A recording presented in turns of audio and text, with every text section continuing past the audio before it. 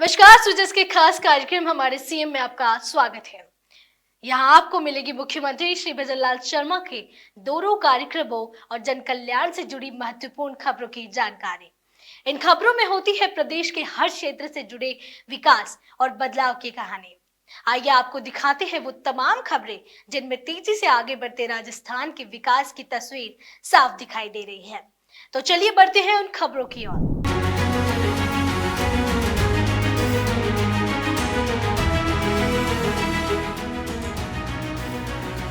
मुख्यमंत्री श्री भजनलाल शर्मा प्रदेश के युवाओं की प्रतिभा को अंतर्राष्ट्रीय मंच उपलब्ध कराने की दिशा में तेजी से काम कर रहे हैं। इसी क्रम में उनकी एक और अहम पहल सामने आई है। राज्य सरकार अब राजस्थान में लैंग्वेज लैब की स्थापना करने जा रही है। मुख्यमंत्री का मानना है कि युवाओं की प्रतिभा को दिशा देकर उन्हें अंतर्राष्ट्रीय स्तर पर प्रतिस्पर्धा के लिए तैयार किया जा सकता है। सरकार की ये पहल युवाओं को न केवल भाषाई कौशल सिखाएगी बल्कि उन्हें आत्मनिर्भर और रोजगार योग्य बनाएगी। मुख्यमंत्री ने कहा कि युवाओं को सशक्त किए बिना विकसित राजस्थान की कल्पना अधूरी है। राज्य सरकार की इस पहल को English and foreign language university और केंद्रीय मानव संसाधन मंत्रालय का सहयोग भी मिलेगा।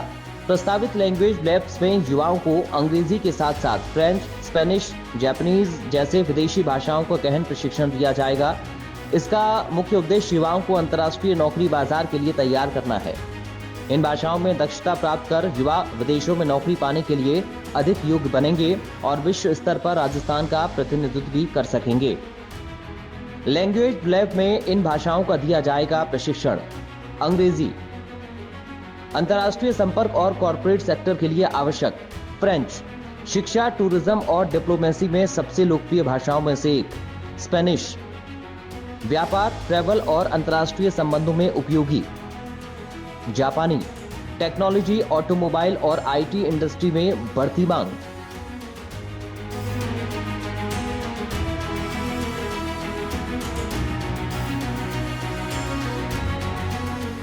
लैंग्वेज लैब में मिलने वाले प्रशिक्षण से युवाओं के कौशल में उल्लेखनीय बढ़ोतरी होगी। ये पहल पर्यटन, आईटी, शिक्षा, व्यापार और सेवा जैसे क्षेत्रों में भी रोजगार के नए अवसर खोलेगी। केवल विदेशों में ही नहीं बल्कि देश के भीतर भी इस तरह की भाषाई दक्षता रखने वाले पेशेवरों की भारी मांग है।